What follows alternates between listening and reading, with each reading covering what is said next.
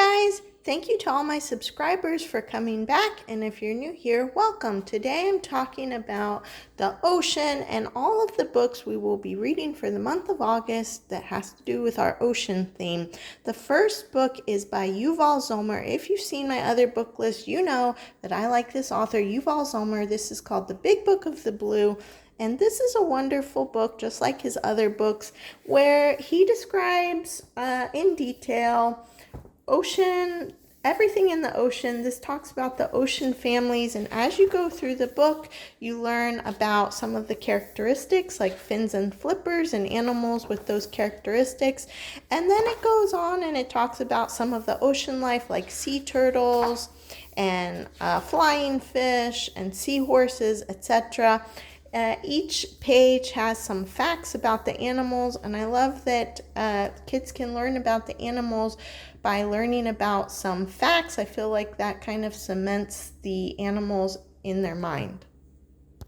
The next book is The River That Flows Beside Me. I like this book because it's a pull-out type of book. Now, I won't pull the whole thing out, but what you do is you follow a river all the way down to the ocean, and you can read about each animal and about the ecosystems that you're going through. And I think that's a great way to help a child understand that the ocean is not by itself, it's connected to other bodies of water.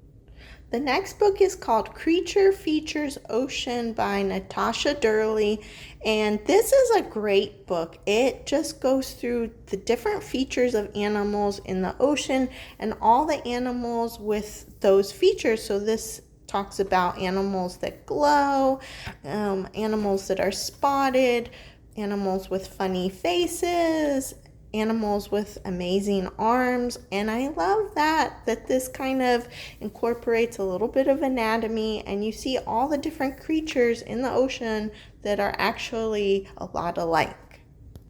The next two are by National Geographic Kids. This one is a level 1 and 2, and this one just talks about, it's called Ocean Animals Collection. It just talks about certain animals, but I like that each one is kind of broken up into 4 books, and it just has facts and a lot of realistic pictures. And I just thought this was great for us because we will be talking about sea turtles and otters, and it just breaks it down into small bits of information. And this one is also by National Geographic Kids, First Big Book of the Ocean, and it's the same thing as the other one with lots of really nice realistic pictures and some informational text. This is definitely geared more towards first, second, third graders, I'd say. But this one talks about like the different oceans and the animals that you can find in those oceans. So this has a lot more information. The next one is A Hole in the Bottom of the Sea. This is actually a song book, and it comes with an audio CD. Maybe you can find the song online. But what I like about it is that it goes through the book and you see all the different animals, and it talks about the food chain and which animals eat which animals. And then at the end, you see the food chain right there and all the things that the shark ends up eating. So this gives the kids an idea about how the food chain works. Now, some of the next books are a little bit of informational books, and some of them are more like story books. Definitely The Hole in the Bottom of the Sea is a little bit more like a storybook. This is called What Lives in a Shell. So if you're studying shells, I thought this was a really nice book. And it just goes through and shows you that, there's shells on the beaches, but other things have shells too. And the kids learn about mollusks and crustaceans and reptiles like turtles that have shells and what shells do to protect animals. The next book is called Seashells by the Seashore, and we love this book.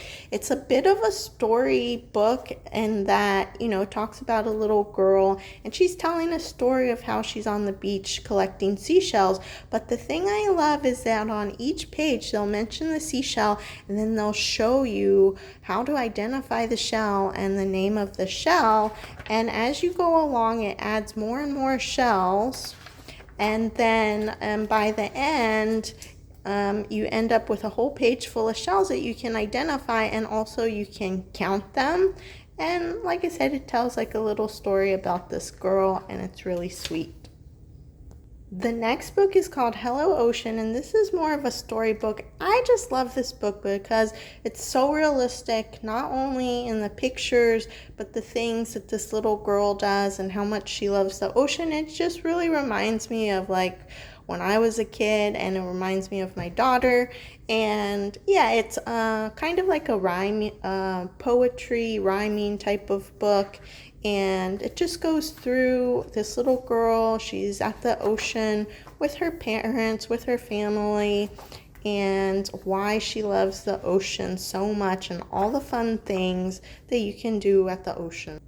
Now, the next couple of books are going to be about animals. We'll be studying a little more in depth, and the first one is an octopus, and this is An Octopus is Amazing, and this book is amazing. It's by Patricia Lauber, and it's just such a great book. I did not know how amazing octopi or octopuses are, and it just goes through and tells you all about octopus and where they live and how they camouflage themselves. It's a great book. My daughter really enjoyed it.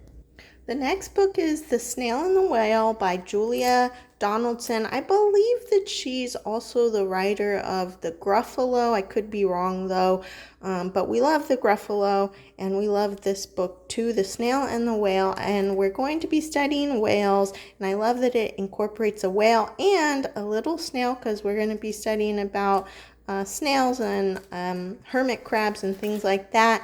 And so it's a storybook. It talks about a little snail who wants to travel the world, and a whale sees the sign and takes this little snail on a whirlwind tour, and then they come back and the whale has a problem, and the snail has to figure out how to help the whale.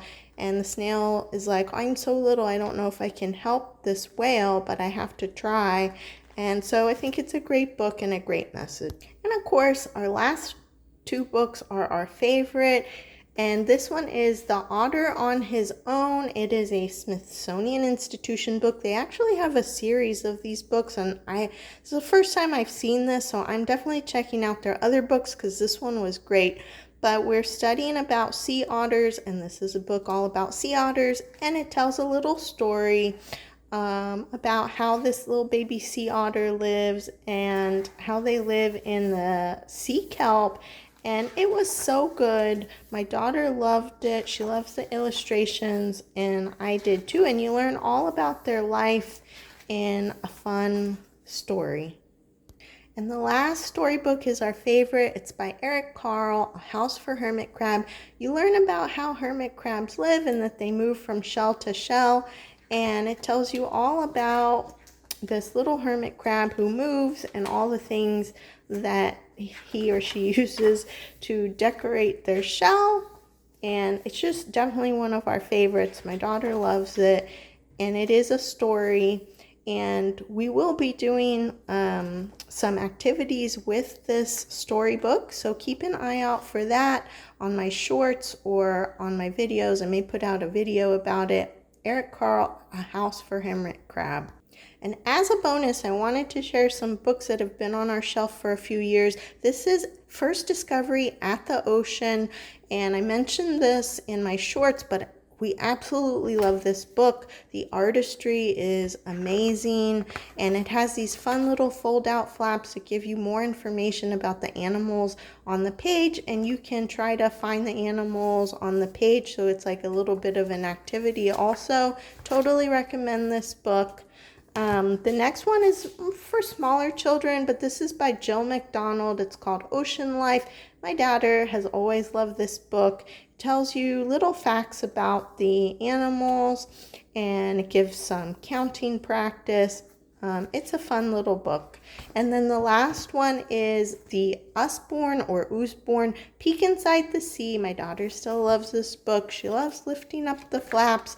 Again, you learn a little bit about each animal, and you get to lift up the flaps, so that's always a surprise, and it keeps them engaged with reading. So I hope that this list helped you guys. I hope you can incorporate some of these into your learning. I know that we will be using all of these, and I hope to see you in the next video.